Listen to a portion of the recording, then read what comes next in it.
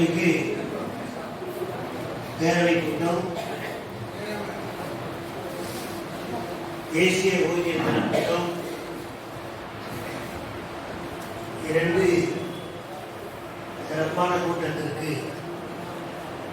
தலைமையாகி கொண்டிருக்கின்ற மரியாதைக்குரிய தலைவர் நடராஜன் அவர்களே,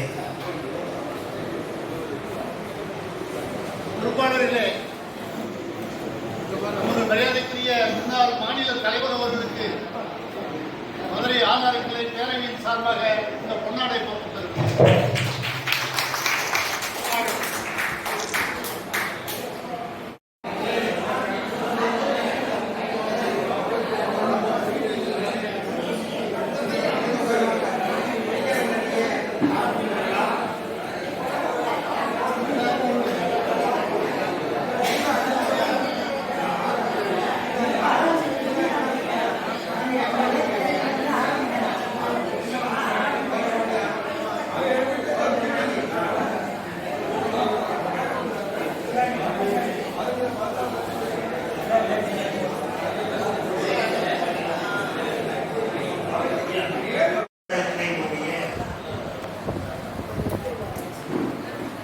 சிறப்புமிகு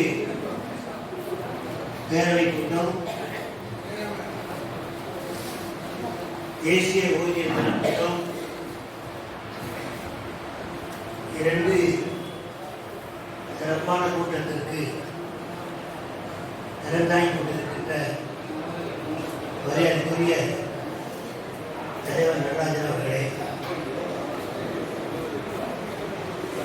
பொறுப்பாளர்களே, நமது மரியாதைக்குரிய முன்னாள் மாநில தலைவர் அவர்களுக்கு மதுரை ஆதாரக்கிளை பேரவையின் சார்பாக இந்த பொன்னாடை போட்டுள்ளது.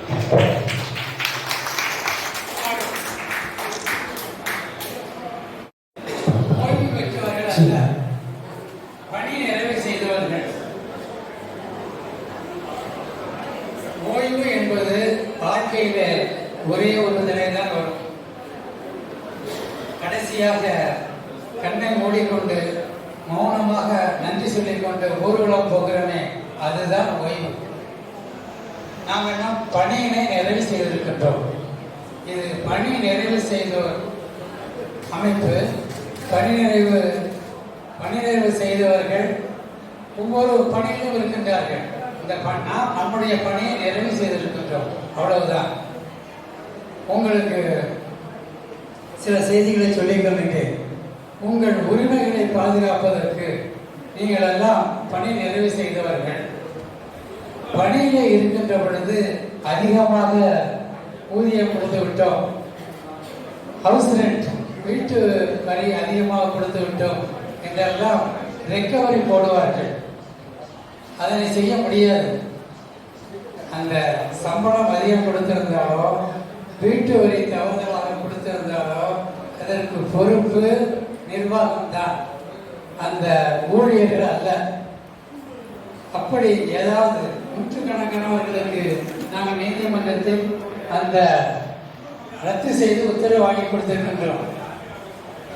ஆகவே உங்களுக்கு பிடித்தம் என்று எந்த உத்தரவு வந்தாலும், அது சம்பளம் பிடித்தமாக இருந்தாலும் சரி, வீட்டு வாடகையாக இருந்தாலும் சரி, அல்லது பென்ஷன்களிலே அதிகம் கொடுத்து விட்டோம் இப்பொழுது ரெக்கவரி போடுது என்று சொன்னாலும் அதனை செய்ய முடியாது. அந்த ரெக்கவரி தவறு, அது நிர்வாகம் தான் பொறுப்பு. இதை நான் சொல்லவில்லை, உச்ச நீதிமன்றம் சொல்கின்றது. தவறாக கொடுத்திருந்தால் அந்த தவறாக கொடுத்த ஊழியர்கள் அதிகாரிகள் யார் பொறுப்போ அவர்களிடம் பணத்தை வசூல் செய்யுங்கள் என்று நீதிமன்றம் உத்தரவிடுகின்றது. ஆக பணி நிறைவு செய்த உங்களிடமிருந்து எந்த பணத்தையும் வசூல் செய்ய இயலாது. அடுத்து குற்றப்பத்திரிகை, ஓய்வு பெற்றவர்கள் மீது குற்றப்பத்திரிகை ஏற்படுத்துவார்கள். ஓய்வு பெற்ற பிறகு அந்த சம்பவம் நடந்ததிலிருந்து 4 ஆண்டுகளுக்கு பிறகு எந்த குற்றப்பத்திரிகையும் ஏற்படுத்த முடியாது. அந்த குற்றப்பத்திரிகை செல்லாது. Within 4 years from the date of commission of the alleged offence and date of retirement, ஓய்வு பெற்ற 4 ஆண்டுகளுக்கு பிறகு அது போன்ற குற்ற பத்திரிகை எதுவும் கொடுக்க முடியாது. ஆக உங்களுடைய குறைகளுக்கு நீதிமன்றம் தான் கடைசி தீர்வு. அதோட பென்ஷன் ஓய்வு பெற்ற பிறகு 10 ஆண்டுகள் விவசாயத்துறையிலே பென்ஷன் வாங்காமல் இருந்தவர்கள் எத்தனையோ பேர் அவர்கள் தான் வந்திருக்கின்றார்கள். பென்ஷன் ஓய்வூதியமும் வாங்கி கொடுத்து அந்த தாமமாக கொடுத்தார்களே அதற்கு வட்டி 2 லட்சம் 3 லட்சம் வட்டியையும் வாங்கி கொடுத்திருக்கின்றோம். ஆக கடைசி புகலிடம் நீதிமன்றம் தான். உங்களுக்கு எந்த குறைகளாக இருந்தாலும் துறை வாரியாக தீர்க்க முடியவில்லை என்றால் நீங்கள் நீதிமன்றத்தை நாடலாம். நான் என் போன்றவர்கள்லாம் வருவாய்த்துறையிலே பணியாற்றுகின்ற போது எனக்கு மன நிறைவு கிடையாது. ஆனால் இந்த வழக்கறிஞரிலே பணி நிறைவு மன நிறைவு நிறைய இருக்கின்றது. துறையிலே பணியாற்றுகின்ற பொழுது உங்களுக்கு தெரியும், மாவட்ட ஆட்சியர் ஒரு ஜுடிஷியல் மேஜிஸ்ட்ரேட் கூட குற்றவாளியை பார்க்காமல் விசாரிக்காமல் உள்ளே வைக்க முடியாது. ஆனால் ஒரு மாவட்ட ஆட்சியர் பிரிவென்டிவ் டிடென்ஷன் என்று 10 மாதம் சிறையில் வைத்து விடலாம். ஆளை பார்க்காமல் விசாரிக்காமல் சென்று வைத்து விடலாம். அந்த வழக்குகளெல்லாம் நீதிமன்றத்துக்கு வரும். எப்பொழுது ஸ்டேட் போர்டுகள்லாம் போய்விட்டு வரும். அதில் நீதிமன்றம் என்ன சொல்வார்கள் தெரியுங்களா? அவன் ஒரு வாடிக்கை குற்றவாளியாக இருக்க வேண்டும் அல்லது 2 வருஷம் கன்விக்ஷன் ஆகிருக்கணும். இது போன்றவர்களை தான் அவர்கள் அந்த பிரிவென்டிவ் வைக்க முடியும். அரசாங்க உத்தரவு இருக்கிறது. ஆனால் பொலிட்டிக்கல் ப்ரெஷர் காரணமாக அந்த காவல்துறையில் இருக்கின்ற அதிகாரி யாரும் அல்லது பொலிட்டிக்கல் சிவாஸ் பண்ணால் உடனே அவனை பிரிவென்டிவ் வச்சிருவாங்க. காவல்துறை என்ன சொல்லுவாங்க தெரியுங்களா? சார், நீதிமன்றம் போய் விடுதலை ஆனாலும் பரவாயில்லை, நீதிமன்றம் போகிறதுக்கு ஒரு 4 மாதம் ஆகும். இந்த ஸ்டேட் போர்டுக்கெல்லாம் போயிட்டு இந்த 4 மாதம் உள்ளே இருக்காம போகும். அது நீதிமன்றத்துக்கு இந்த வழக்கு வரப்படுது. நீதிமன்றத்தில் என்ன சொல்வார்கள் தெரியுமா? Any amount of observation made by this court will not alter the உடல்-லைக், rock like mind and detaining authorities. இப்படி மாவட்ட ஆட்சியரை பற்றி விமர்சனம் செய்வார்கள். நான் வருவாய்த்துறையிலே அந்த மெஜிஸ்ட்ரேட் பிரான்ச்சில் ஹெட் அசிஸ்டண்டாக இருக்கின்ற பொழுது நானும் மாவட்ட ஆட்சியரும் தான் இந்த உத்தரவை அமல்படுத்தக்கூடியவர்கள். உடனே மாவட்ட ஆட்சியர் இவனுக்கு இந்த டிடென்ஷன் ஆனதை எழுதி கொண்டு வாருங்கள் என்று சொல்லுவார். உடல எந்த இடைப்பட்ட அதிகாரிக்கும் போகாது. ஏனென்றால் யாரை உள்ளே வைக்க போகின்றது யாருக்கும் தெரியக்கூடாது. நான் கொண்டு கொடுப்பேன், அவருக்கு கையெழுத்து போடுவார். உடனே அவனை கொண்டு உள்ளே வைத்து விடுவார்கள். சில மாவட்ட ஆட்சியரிடம் நான் இந்த உயர்நீதிமன்றத்திலே தீர்ப்பு சொல்கிறார்கள், உடல்-லைக், rock like mind and detaining authorities இதை கொண்டு காண்பிப்பேன். இப்படியெல்லாம் சில மாவட்ட ஆட்சியர்கள் பார்த்துவிட்டு ஐயோ இப்படியெல்லாம் சொல்லுவார்களா? அது உங்களை தான் சொல்லுவார்கள். உங்களுக்கு அந்த ப்ரொபோசல் அனுப்பிய அந்த காவல்துறை அதிகாரியையோ அல்லது அரசியலில் உங்களுக்கு சிவாஸ் அவர்களை தான் வரமாட்டேன். நானும் அதை எழுத மாட்டேன், கையெழுத்து போட மாட்டேன். நீங்கள் மட்டும்தான் கையெழுத்து போடுறீங்க, நீங்கள் மட்டும்தான் இந்த விமர்சனத்துக்கு உள்ளாவீர்கள் என்று சொன்னால் சில மாவட்ட ஆட்சியர்கள் வேண்டாம் சார், நீங்கள் எது கோர்ட்டுக்கு போனால் நிற்கன்னு சொல்கிறீங்களோ அதை மட்டும் போட்டாங்கன்னு சில பேர் சொல்லுவாங்க. சில மாவட்ட ஆட்சியர்கள் என்ன சொல்லுவார் தெரியுமா? என்ன தானே சொல்லுவான், உங்களுக்கு என்ன, நான் சொன்னால் அதை எழுதி கொண்டு வரும். இங்கே உட்கார்ந்துருக்கிறவங்களுக்கு தான் தெரியும், உங்களுக்கு என்ன தெரியும்? என்ன நீதிமன்றம் என்ன வேணாலும் சொல்லலாம், நான் அதை பற்றி கவலைப்படல, நான் சொன்னால் அதை உடனே செய்யணும், எழுதி கொண்டாங்க. இப்படி சொல்லியிருந்த மாவட்ட ஆட்சியர்களை பார்த்துருக்கிறேன். ஆக மாவட்ட ஆட்சியர்களாக இருந்தாலும் சரி, நீதி அரசர்களாக இருந்தாலும் சரி, ஜோதி மண்டி ஒரு நீதியரசர் இருந்தார். அவருடன் சில வழக்குகளை கொண்டு போகும் பொழுது அவர் சொல்லுவார், நீங்கள் துறையிலே பணியாற்றுவர் என்பதால் விதிமுறைகளை எல்லாம் எடுத்து கூறுகிறீர்கள். நான் முதல் முறையில் இப்பொழுதுதான் அதை பார்க்கின்றேன். உங்கள் வழக்கை நான் அனுமதித்து விடுகின்றேன். என்று அவர் வழக்கை அனுமதித்து விடுவார். அதர் சைடில் இருக்கிற வக்கீலை பார்த்து அவர் சொல்லுவார், அவங்க பேர் மறந்து போச்சு எனக்கு. அவங்க சொல்லுவார், நீங்கள் வாதாட முயற்சி இருக்காதீர்கள், நான் இந்த ரிட் பண்ணவே அனுமதிக்கிறேன், உங்களுடைய வாதாட்டம் தேவையில்லை என்று சொல்லிவிடுவார். இப்படிப்பட்ட நீதிபதிகள் வந்திருக்கிறார்கள். இப்பொழுது சில நீதிபதிகள் சொல்வார்கள், don't try to teach me. வழக்க சொல்ற, நான் தீர்ப்பு கொடுக்குறேன், உங்களுக்கு அதை குறையெல்லாம் அப்பீலுக்கு போங்க, எனக்கு வந்து நீங்கள் சொல்லிக் கொடுக்காதீங்க. இப்படி சொல்லக்கூடிய நீதிபதிகளும் இருக்கிறார்கள். ஆக மாவட்ட ஆட்சியராக இருந்தாலும் சரி, நீதிபதியாக இருந்தாலும் சரி, மனைவியாக இருந்தாலும் சரி, மகனாக இருந்தாலும் சரி, உடன்பிறந்தவனாக இருந்தாலும் சரி, அவர்களை அப்படியே ஏற்றுக்கொள்வதை தவிர நமக்கு வேறு வழி கிடையாது. யாரையும் நம்மால் மாற்ற முடியாது. இந்த நீதிமன்றத்தில் எனக்கு என்ன மனதேறு என்று சொன்னால், துறையில் துறைவரை அதிகாரிகள் நிறைய பேர் இருப்பார்கள். அவர்கள் மூலமாக தான் இந்த கட்டுகளெல்லாம் போகும். இங்கு அப்படி இல்லை. நானும் நீதிபதி தான். நீதிபதி மனநிலை செய்துவிட்டால் கட்சிக்காருடைய கண்ணீரை துடைத்து விடலாம். ஆக எனக்கு பென்ஷன் கிடைக்கவில்லை என்னுடைய துயரம், எனக்கு ப்ரமோஷன் கிடைக்கவில்லை என்ற துயரம், எனக்கு தண்டனை கொடுத்திருக்கிறார்களே என்ற துயரம், இதையெல்லாம் உடனடியாக நீக்கம் செய்து அவர்கள் கண்ணீரை போக்கும் பொழுது காலையில் விழுந்து நன்றி சொன்னவர்கள் எத்தனையோ பேர். இந்த மனநிறைவு இந்த தொழிலே தான். வருவாய்த்துறையிலே நிச்சயமாக இல்லை. யாரையும் திருப்தி செய்ய முடியாது. ஒரு பட்டா மாறுதலுக்கு கூட ஒரு சர்வேட்டர் சொல்லி ஒன்று வந்து கேட்கணும், ஐயா எனக்கு கூட்டு பட்டாவில் இருக்கு, என் பொண்ணுக்கு கல்யாணம் செய்யணும், இதை சீக்கிரம் சப்டிவிஷன் பண்ணி பட்டா மாற்றி கொடுங்க. அப்போ அதை வித்துட்டு நான் என் பொண்ணுக்கு கல்யாணம் பண்ணணும்னு சொல்கிறார். உடனே இந்த கூட்டுசாரிகளை கூப்பிட்டு இதை அடுத்த வாரம் இந்த பென்ஷன் போகிற அந்த சப்டிவிஷன் ப்ரொபோசலை பண்ணாங்கன்னு சொல்கிறார். அவர் உடனே சொல்கிறார், என்ன சார் ஒரு வாரமா? எனக்கு 2 மாதம் டைம், ஒரு வாரத்தை நான் எப்படி கொடுக்க முடியும் என்று சொல்லுவார் சர்வேயர். நான் உடனே சொல்லுவேன், நீ அடுத்த வாரம் கொண்டு வரலன்னு வச்சுருக்க, நீ வந்து டவுன் சர்வேயராக இருக்க மாட்டேன். அவர் சத்தியமூர்த்திக்கு சொந்தக்காரர், அமைச்சருக்கு. நீ சத்தியமூர்த்திக்கு சொந்தக்காரன்னு தெரியும், நீ ஒன்றும் பென்ஷன் கொடுத்துட்டா கொண்டு வா. கொண்டு வரக்கூடாதுன்னு நினைச்சீங்கன்னா என்ன வட்டாட்சியராக இருக்க விடாத, என்ன மாற்றி. இப்படி பேசிய பிறகுதான் அந்த ப்ரப்போசலே எனக்கு வரும். இது வட்டாட்சியர் நிலையிலே நான் சந்தித்த நிலை.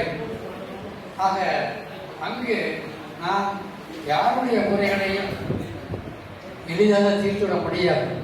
நீதிமன்றத்திலே அப்படி அல்ல. நான் எந்த வெற்றி பெற முடியுமோ, யாருடைய கண்ணீரை துடைக்க முடியுமோ அந்த வழக்கை தான் எடுத்துக் கொள்வேன். நான் 50,000 ரூபாய் பென்ஷன் வாங்குறேன், அதனால 5 ரூபா 10 ரூபாய்க்கு மேலே வாங்குறது இல்லை. எந்த கட்சிக்காரர் வந்தாலும் சரி. சில பேர் தலையாரிகளாக வருவாங்க, ஐயா என்னோட இல்லை 3 ரூபா தான் இருக்கு, கொடுங்க வாங்கிக்கிறேன். ஆக வாழ்க்கையில் நாம் எத்தனை பேருடைய கண்ணீரை துடைக்கின்றோம் என்பதுதான், எத்தனை பேரை நாம் மகிழ்ச்சி செய்கிறோம் என்பதுதான் வாழ்க்கையினுடைய குறிக்கோளாக இருக்க வேண்டும். தப்பி தவறி கூட யாரையும் நாம் சங்கடப்படுத்தி விடக்கூடாது. எத்தனை பேரை வாழ்க்கையில் மகிழ்ச்சிப்படுத்துகிறோம் என்பதுதான் முக்கியம். ஆக இந்த வழக்கறிஞர் தொழிலிலே என்னாலே முடிந்தவரை மகிழ்ச்சிப்படுத்தப்படுகின்றது. வழக்கிலே ஜெயிக்க முடியாத கேஸை எடுக்கவே மாட்டேன். சார் எப்படியானாலும் சரி இந்த கேஸை எடுத்துக்கலாமாங்க, அதற்கு எத்தனை பேர் தயாராக இருக்கின்றார்கள், போங்க. உங்கள் வழக்கிலே வெற்றி பெற முடியாது, அதனை உங்களிடம் அந்த கட்டணத்தை பெற்றுக்கொண்டு அந்த வழக்கு தோற்று போனால் சங்கடம் என எடுக்க மாட்டேன்னு சொல்லிவிடுவேன். ஆகவே சகோதரர்களே சகோதரிகளே, நாம் நம்முடைய வாழ்க்கையிலே முடிந்தவரை எத்தனை பேரை மகிழ்ச்சிப்படுத்துகின்றோம் என்பதுதான் நம்ம வாழ்க்கையினுடைய குறிக்கோளாக இருக்க வேண்டும். தப்பி தவறி கூட யாரையும் சங்கடப்படுத்தி விடக்கூடாது. அது மனைவியாக இருந்தாலும், மகனாக இருந்தாலும், உடன்பாடு யாராக இருந்தாலும் அவர்களுடைய இயல்பான குணங்களை நாம் அப்படியே ஏற்றுக்கொள்ள வேண்டும். அப்பொழுதுதான் குடும்பத்திலேயே அமைதி இருக்கும் என்று இதனையெல்லாம் கூறிக்கொண்டு எனக்கு வாய்ப்பு வழங்கிய உங்கள் அத்தனை பேருக்கு நன்றி கூறி அமைகிறேன். அது ஒரு நம்பிக்கை.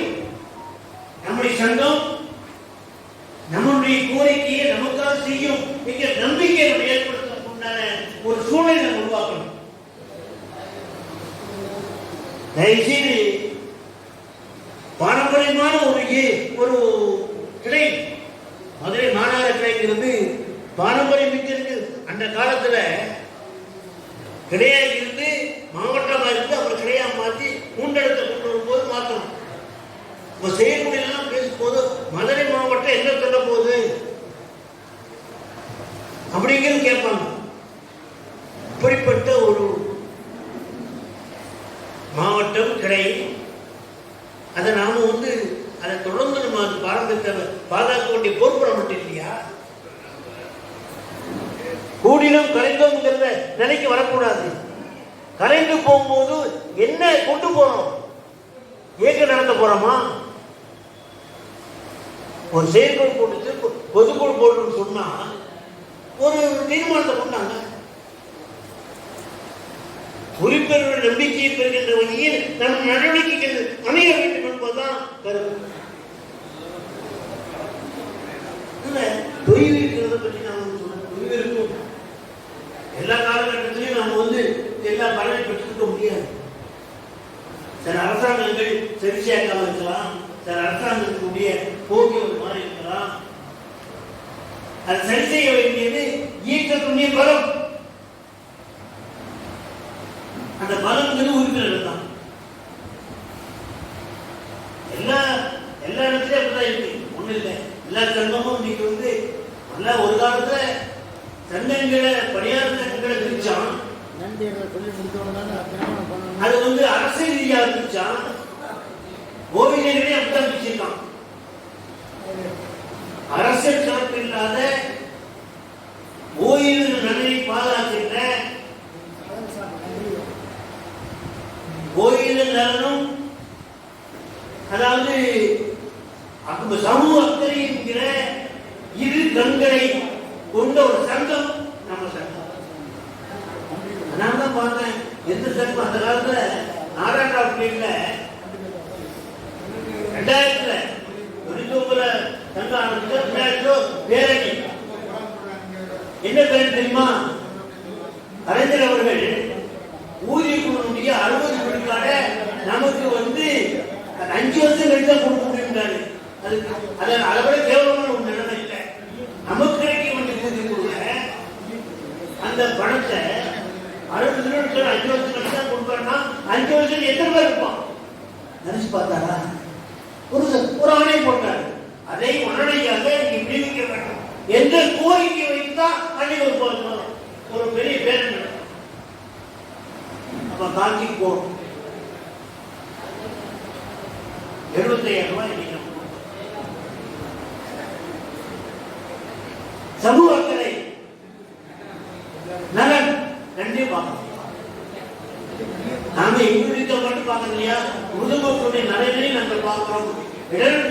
இயற்கையுடைய சீற்றத்தின் காரணமாக பாதிக்கப்படுகின்ற எந்த இருந்தாலும் நம்ம சங்கம் பங்கேற்கிறது. முன்னோடியாக நலனை பண்ணி கொடுத்தோம். கார்கே போல் அஸ்ஸாம் வெள்ள நிவாரணை நிறைய பண்ணிருக்கோம். அவர் தமிழ்நாட்டில் இருந்து இதை பார்த்து பண்ணாங்க. இந்த சங்கம் பண்ணலீங்க. அது மக்களாக இருக்கக்கூடிய ஒரு இயக்கம். எங்களுக்கு மட்டும் இல்லையா, மக்களுடைய தொழிலுக்கும் நாங்க துணை வைக்கிறோம் அப்படின்னு நம்ம காட்டியிருக்கோம். அந்த மாதிரி மக்களுக்கு ஒரு இயக்கம் தன்னலத்திற்காக தலைவர்களாக உருவாக்கப்பட்ட இயக்கம். தன்னலம் கருதாது தன்னுடைய சொந்த படத்தையே இன்னைக்கு யாகம் பண்ணி வளர்த்த இயக்கம் இது. பல்வேறு கருத்துக்கள் இருக்கலாம். ஆகவே அந்த மாதிரி ஒரு பாரம்பரியமான இயக்கம் மதுரை மாநகர கிளை பொறுப்பாளர்கள் இன்னும் புதிதாக தேர்ந்தெடுக்கப்பட்டிருக்கிற மாநகர நடராஜ தலைமையில் நிர்வாகிகளை நான் பாராட்டுகிறேன். அவருடைய செயல்பாடுகள் சிறக்க வேண்டும் என்று வாழ்த்துகிறேன். அதே போன்று நம்முடைய உறுப்பினர் சேர்க்கையும் நாம் கவனம் செலுத்த வேண்டும். ஒவ்வொரு பொருள் உங்களுக்கு நமக்கு உள்ள பாலம் மாநிலம் என்ன பண்ணுது, கிளை என்ன பண்ணிருக்காங்க, மாவட்டம் என்ன பண்ணிருக்காங்க, என்ன அரசாணை வருது, நாம என்ன அரசாங்கத்துக்கு எழுதிருக்கோம், அரசாங்கம் நமக்கு என்ன கொடுத்திருக்காங்க, இதையெல்லாம் தெரிந்து கொள்ள வேண்டும் என்று சொன்னால் மூத்தோர் வீட்டை வந்து பாருங்க. வீடே வருது, அதை உறுப்பினர் சேர்ப்போம். உறுப்பினர் ஒன்பது அதை நீங்க வாங்கிடுங்க. அப்ப இன்னும் தான் தேடி போக முடியாது. அதுக்குண்டான ஆர்வத்தை நாம் ஏற்படுத்துவோம். வான்புறைமையான சங்கத்தை முன்னெடுத்து செல்வோம். நாம் இயக்கம் காரணமும் உலகளவும் நம்முடைய இயக்கம் தொடரும் இந்த நம்பிக்கையோடு நாம் இயக்கத்தை நடத்தி செல்வோம் என்று சொல்லி ஒரு சில கருத்துக்களை உங்களுக்கு பரிமாறுவதற்கான உங்களோடு பேசிக்கொண்ட வாய்ப்பை கொடுத்த ஒரு நல்ல வாய்ப்பை கொடுத்த மாநகர கௌதிமிக்க தலைவர் நடராஜனுக்கு ஒரு பொறுப்பாளர்கள் நன்றி கூறி நான் என்னுடைய உரையை நிறைவு செய்கிறேன். நன்றி.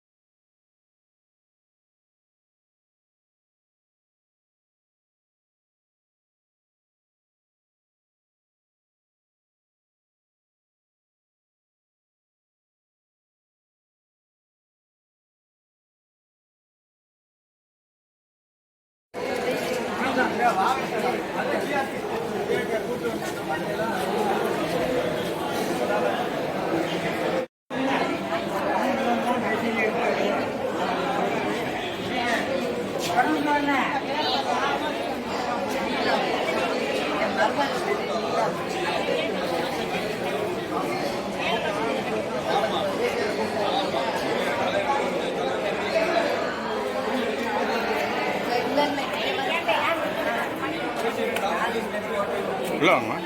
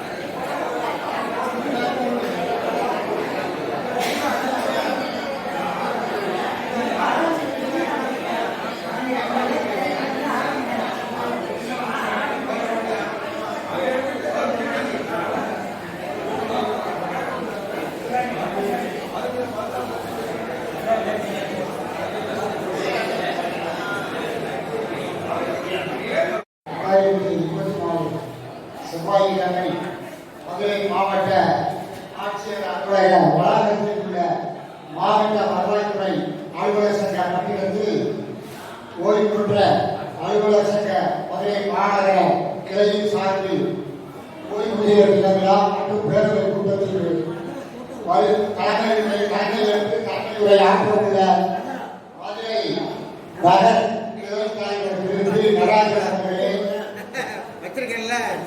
ஆண்டறிக்கை வாசிக்க உள்ள மதுரை மாநகர் கிளையின் செயலாளர் திரு ஓஆர் சிவநாத் அவர்களே மற்றும் வரவு செலவு கணக்குகளை தாக்கல் செய்ய உள்ள மதுரை மாநகர் கிளை பொருளாளர் எம் பாலாபிஷேகம் அவர்களே, மூத்தோர்களுக்கு பொன்னாடை அணிவித்து சிறப்பு சேர்க்க உள்ள துணைத் தலைவர் கா மகாலிங்கம் அவர்களே மற்றும் ஓய்வூதிய தின விழாவிற்கு வருகையிருந்து வாழ்த்துறை வழங்க உள்ள மதுரை மாவட்ட கருவூல அலுவலர் மதிப்புக்குரிய திருமதி மு புனிதராணி அவர்களே, பணி நிறைவு செய்தவர்கள் தம்பி